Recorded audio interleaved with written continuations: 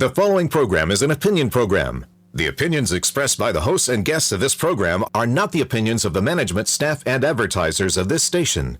Please direct all criticism, concern, and adulation to the hosts of this program.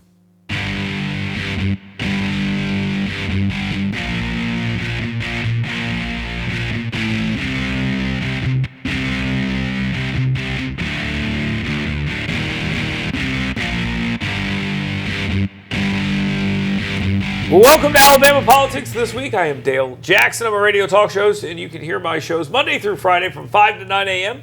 on WVNN in Huntsville, and from 10 to 11 on Talk 99.5 in Birmingham, News Radio 1440 in Montgomery, and then again at 3 p.m.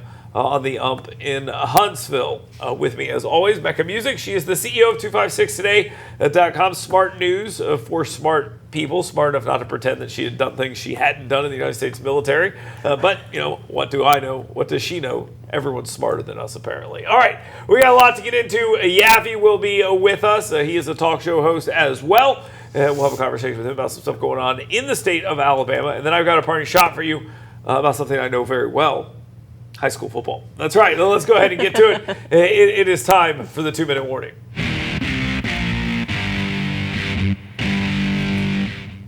Well, we talked about this last week, and we might as well talk about it to start the show this week. It is no surprise, unless you are living in a bubble, Kamala Harris is winning. I mean, that's just the way it is. She is winning.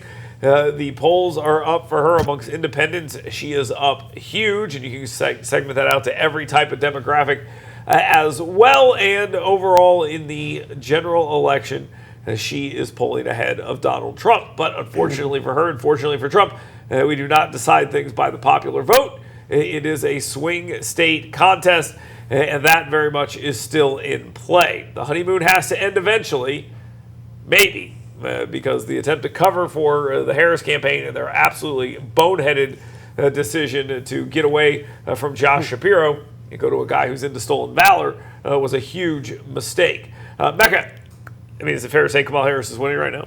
I think it depends on which poll. I honestly do. I would say there's no denying that she has made significant gains. I mean, this is a totally different game from when Biden was in the race. That's from a corpse to a human being? No, that's a significant gain. Yeah.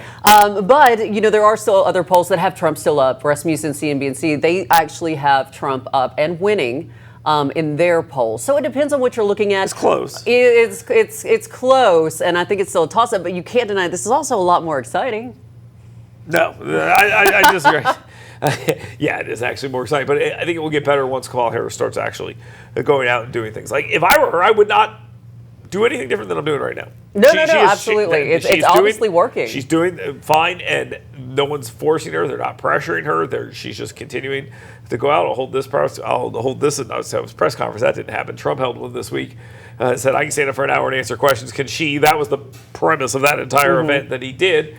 And he did just that. But there has been no real pressure on her from the media. They're Not still yet. in the honeymoon phase. Apparently, she's talking them off the record, which is nice, I guess. I mean, so that's wonderful. I mean, and now you have Tim Walz in there, and he's got some problems. This, you know, if they say the J.D. Vance rollout was bad, this is actually worse. I mean, in the reality of all the problems they're having, this is actually worse. Although it doesn't.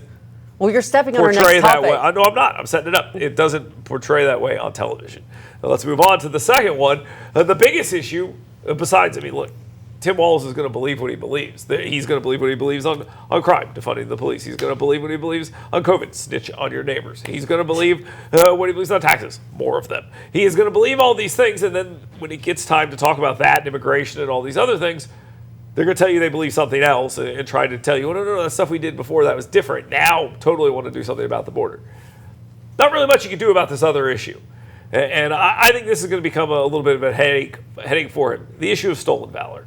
I think there are a couple things here that happened that he actually did. He did say, I went to war and had these weapons of war with me. He never actually He said went weapons that were used in war, correct? Yeah, paraphrasing, I'm not actually quoting here. Well, I know, but that's their response to it, is that he was referencing weapons but he said that he trained on. That I carried. He said that I carried in war. Right, because he did necessarily carry them in combat training and things like that. I'm just telling you that's what their response is. That's a bad response, because he said I carried them in war. And he made it clear that a lot of comments, multiple times, implied that he had seen battle. He had not.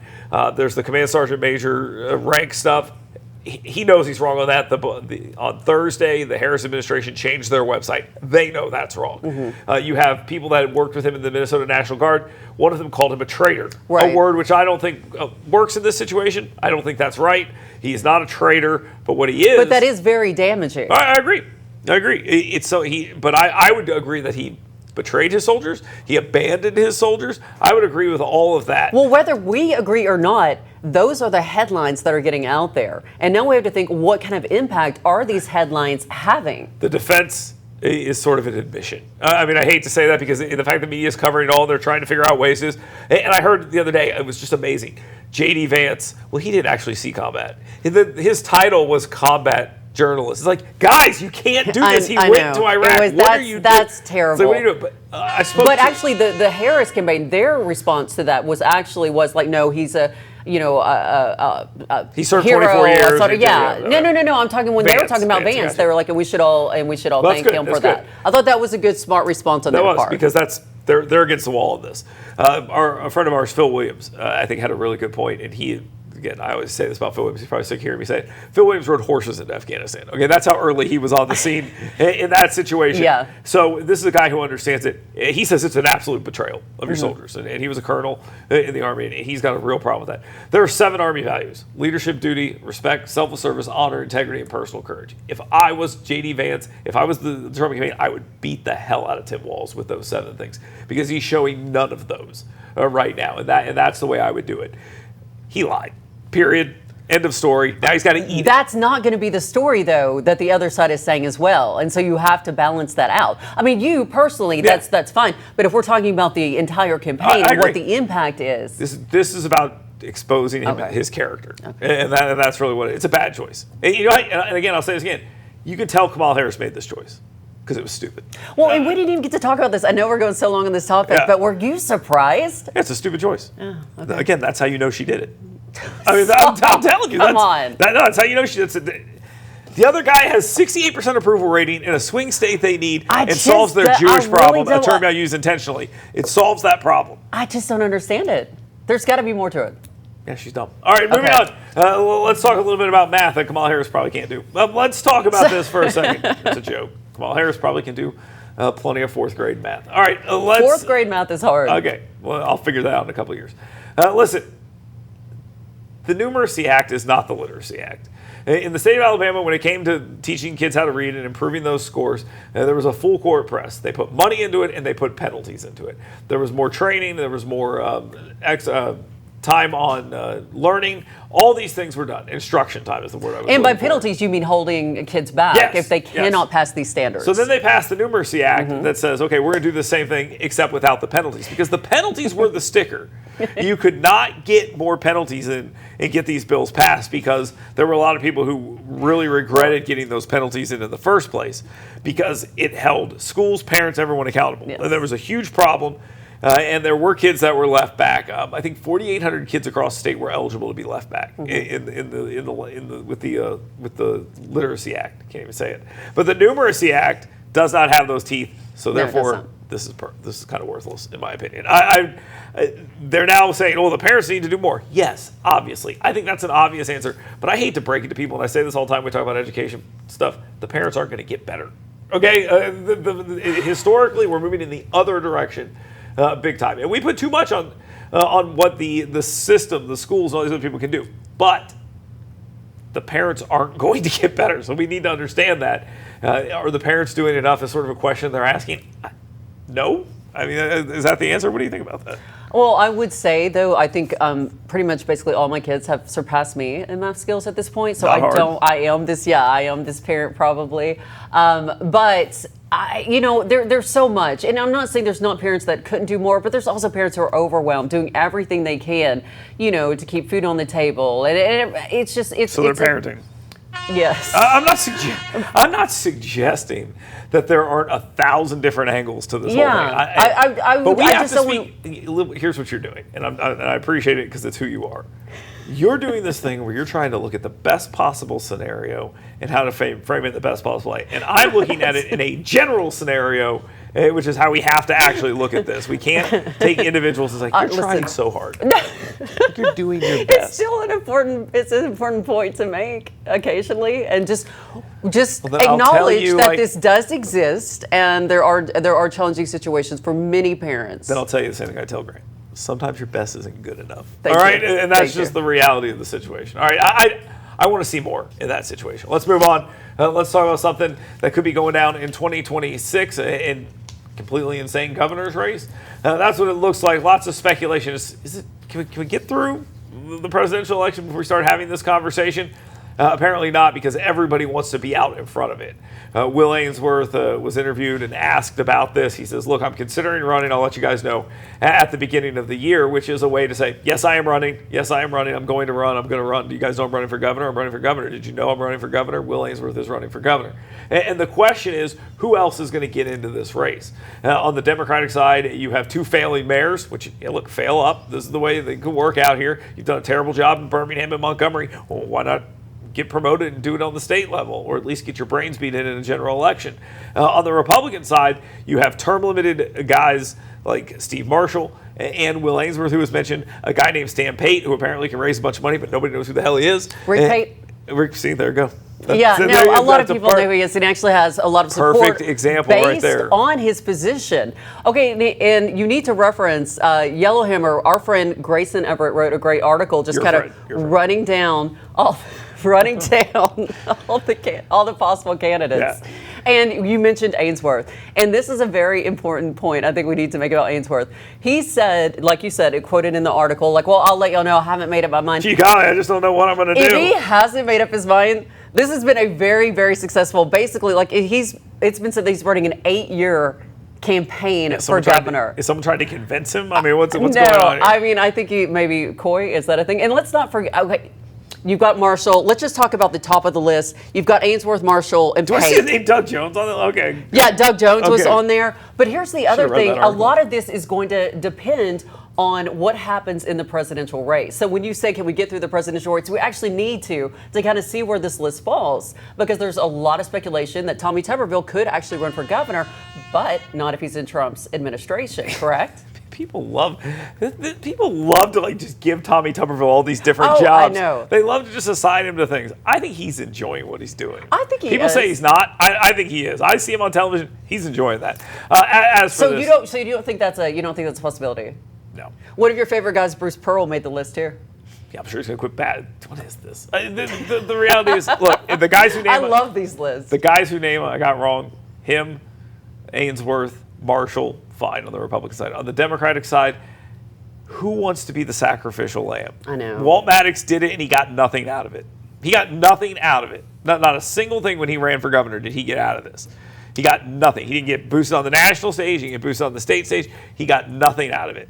And that's just as simple as I can put it. So why would any of these other people? Doug Jones, maybe. Yeah, run Doug Jones in there. I'd love to see that guy back on TV a lot. All right, fine. All right.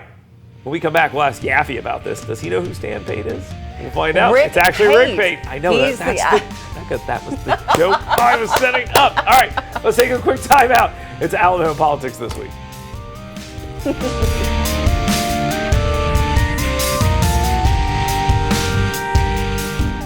You work hard to earn little escapes, because doing your best means being your best. So let us help you discover your best at Premier Dental Spa. With our unique blend of cosmetic, dental, and spa-like aesthetic services, you'll leave feeling relaxed, refreshed, and renewed. Make sure the best you is here to stay, and book your appointment online today at premierdentalspa.com. Hey folks, Dale Jackson here for University Kia. This is my son Grant. He's a busy guy. Chess, piano, basketball, wrestling, baseball, you name it. There's probably some stuff that I missed that my wife will be mad about, but here's the thing. It's important to have reliable transportation. And my friends at University Kia, they take great care of me. I've been driving Sportages my entire life. My wife drives a Telluride now, and it is the perfect vehicle for the busy family. Folks, University Kia, let them take care of you like they've taken care of my family. That's University Kia. Learn more at universitykia.com. Tom Grant and Dale Jackson sent you. Want fun, safe, intelligent fitness programming? Want to build muscular strength, cardiovascular endurance, drastically improved range of motion and mobility, and learn proper nutrition to fuel your life with energy and emotional health? Well, come find out why Iron Tribe Fitness is ranked one of the top 5 fitness programs in America. Come find out why personal training and intentionally working on your current movement patterns individually is not only important, it's just another core value that separates Iron Tribe Fitness from other fitness facilities. To learn how to get your 2-week free pass, go to irontribefitness.com.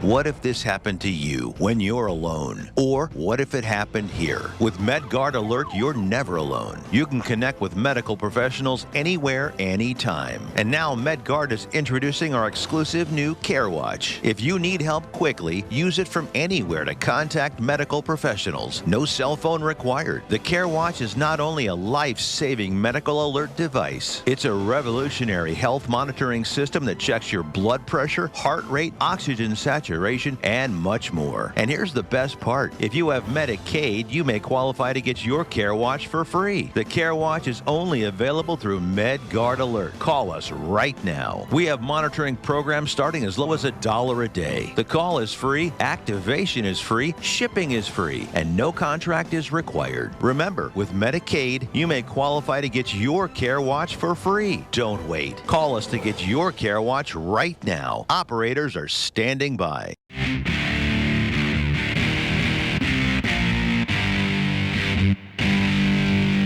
Welcome back to Alabama Politics This Week. I am Dale Jackson. With me, as always, Mecca Music.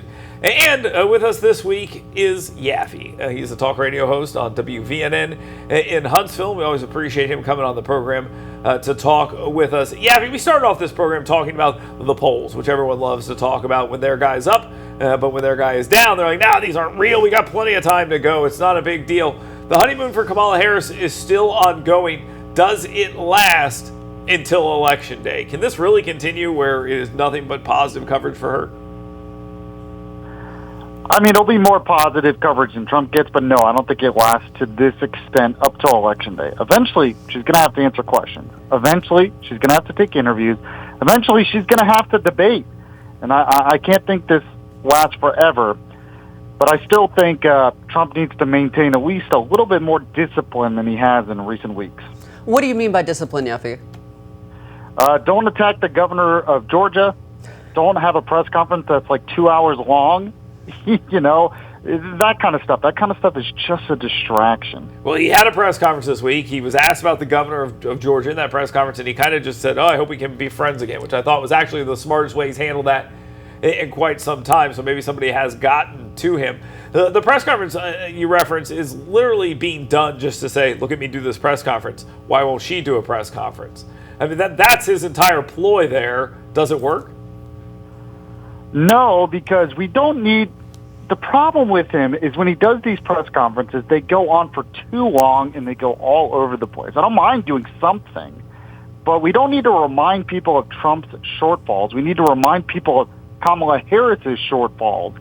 And a lot of times he gets in front of the media, does a 2-hour press conference, whatever it is, and it kind of reminds people of his shortfalls. That's the wrong approach. Yeah, that's what you're right. He should not be out there trying to highlight those things, but that's exactly what happens. He's proposed 3 debates. I think they're going to end up doing just one. I think that's probably how this all is going to go. Yaffe, stolen valor. This has sort of worked its way into the conversation. Kamala Harris's choice of this guy, Tim Walz. There's 1,000 different reasons we could talk about it, but look, the big thing is he lied about his military service, which is already pretty good. I mean, he has a pretty good record, but all that's going to be talked about is how when given the opportunity, he embellished it even further. Does that leave a mark? I think so. I mean, it definitely hurt John Kerry in 2004. I get we're kind of in a different political world now, but it just exposes how much of a fraud he is. I think he's vulnerable. I think Kamala Harris is vulnerable, but I think Trump is vulnerable. I think everyone's vulnerable. This is Trump's to lose, though. Trump can maintain a little bit more discipline. I think he can still beat them. It's funny you're saying this. I'm sorry, Becca. Yeah. It's funny he says this, like he said the whole time. Yeah, maybe the 78-year-old man's going to get it.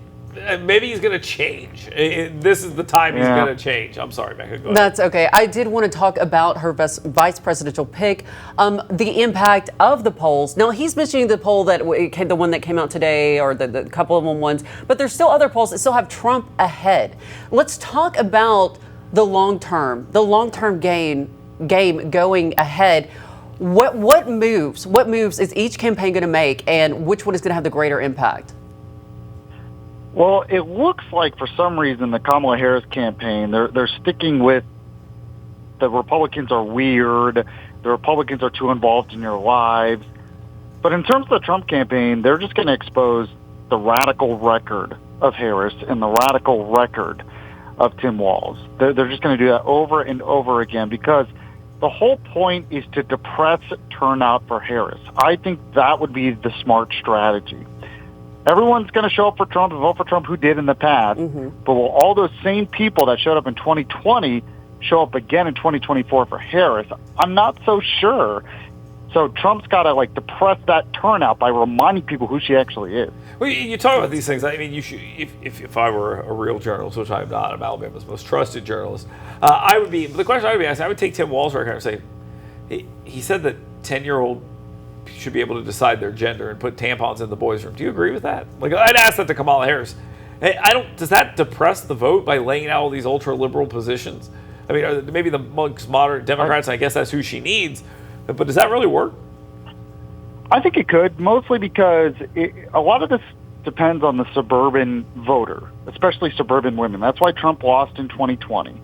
If you get a lot of those suburban types that maybe were thinking about Harris, but they find out, oh my gosh, what does she believe? What does she want to do?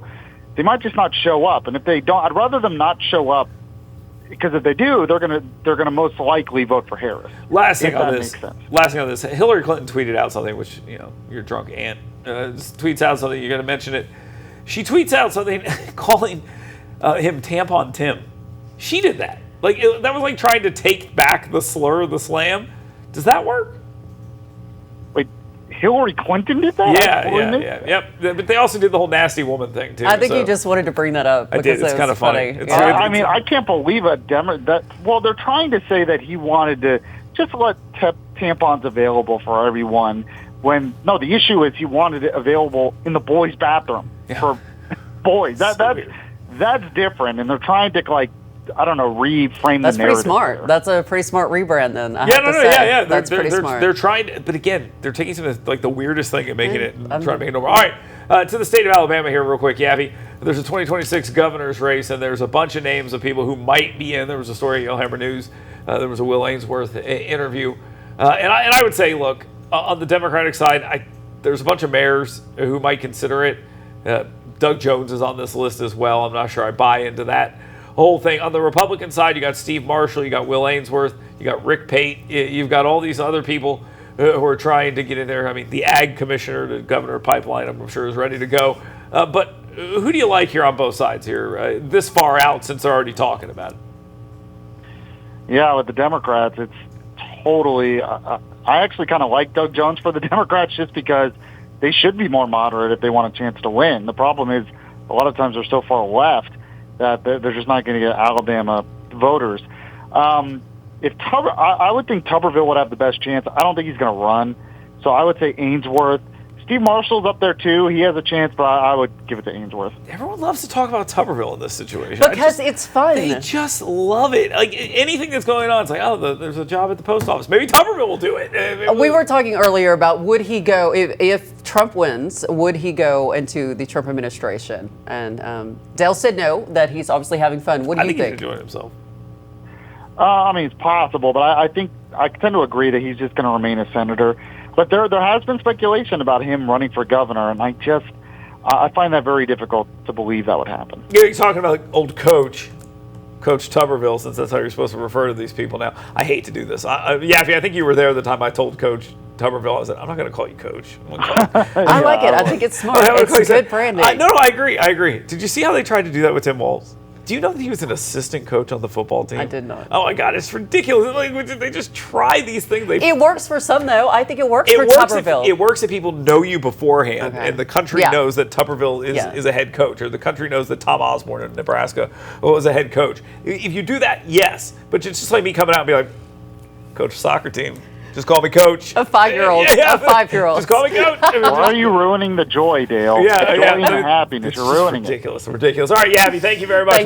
We appreciate you being here. We'll talk with you next week. The show's about to get a lot better because Mecca's leaving. I've got a parting shot for you, and because I'm such a great coach, let's talk about high school football when we come back. Stay tuned. You work hard to earn little escapes because doing your best means being your best. So let us help you discover your best at Premier Dental Spa. With our unique blend of cosmetic, dental, and spa-like aesthetic services, you'll leave feeling relaxed, refreshed, and renewed. Make sure the best you is here to stay and book your appointment online today at premierdentalspa.com. Hey folks, Dale Jackson here for University Kia. This is my son Grant. He's a busy guy. Chess, piano, basketball, wrestling, baseball, you name it. There's probably some stuff that I missed that my wife will be mad about, but here's the thing. It's important to have reliable transportation. And my friends at University Kia, they take great care of me. I've been driving Sportages my entire life. My wife drives a Telluride now, and it is the perfect vehicle for the busy family. Folks, University Kia, let them take care of you like they've taken care of my family. That's University Kia. Learn more at universitykia.com. Tom, Grant and Dale Jackson sent you. Want fun, safe, intelligent fitness programming? Want to build muscular strength, cardiovascular endurance, drastically improved range of motion and mobility, and learn proper nutrition to fuel your life with energy and emotional health? Well, come find out why Iron Tribe Fitness is ranked one of the top 5 fitness programs in America. Come find out why personal training and intentionally working on your current movement patterns individually is not only important, it's just another core value that separates Iron Tribe Fitness from other fitness facilities. To learn how to get your 2-week free pass, go to irontribefitness.com. Attention! This is a public notice from the Social Security Disability Helpline. If you're one of the millions of Americans who are disabled and unable to work, you may be eligible for disability benefits from Social Security. Receiving benefits is your right. If you suffer from physical or mental disability, whether you're applying for the first time or you've already been denied, we can help. We'll evaluate your situation and deal with Social Security on your behalf. Best of all, there's no fee until you receive your benefits. Remember, we only get paid if you win your case. There are many reasons and conditions that may make you eligible for disability benefits. Many of them you may not be aware of. So if you're disabled and unable to work, call now to get started with your free, no-obligation consultation. Call 877-744-0750. That's 877-744-0750. 877-744-0750.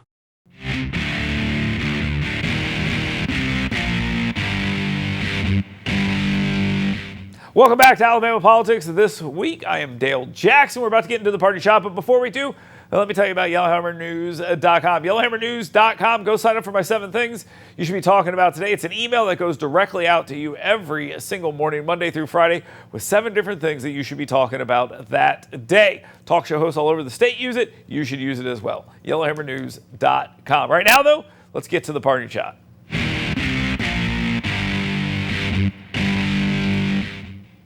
All right, my party shot this week is directed at everyone freaking out over Hoover High School football. Now, look, you want to fire these coaches, you go right ahead, and I think the die is already cast. That's happening. There was a couple of situations caught on video. One involved a dry humping of a player, which again sounds absolutely crazy saying it out loud. The other involves a coach ripping the helmet off and shoving a kid on the ground. Now, I don't think either of these things are done maliciously or evilly or anything. Are they appropriate? Probably not. My problem with this is, why don't we just have that conversation with the coach and say, look, you can't do this kind of stuff. I don't know what world you think you're living in, and let's see if we can move forward. Unless there's something else here, I'm not a big fan of, you've made a mistake, we're going to destroy you. But unfortunately, that's where we basically are at this point. He's a relatively new coach here, and he's going to be out, and his career is probably going to be ruined over this. And I just ask, is it warranted over this? You can even say it's weird, like we like to say, and it's wrong, and that's fine. but maybe a little bit of leniency. And we try to figure out exactly what's going on here before everyone starts calling for people's heads. Now, Wandolyn Gavan, state representative, Democrat out of Birmingham, she is representing, as her job as an attorney, one of the players involved in this. She's involved, so it's escalating everything. And this thing's going to end with some coaches being fired. I'm just not so sure that's the right answer. All right, thank you very much for being here. Thank you very much for watching and listening all over the great state of Alabama. We'll be back next week on Alabama Politics This Week.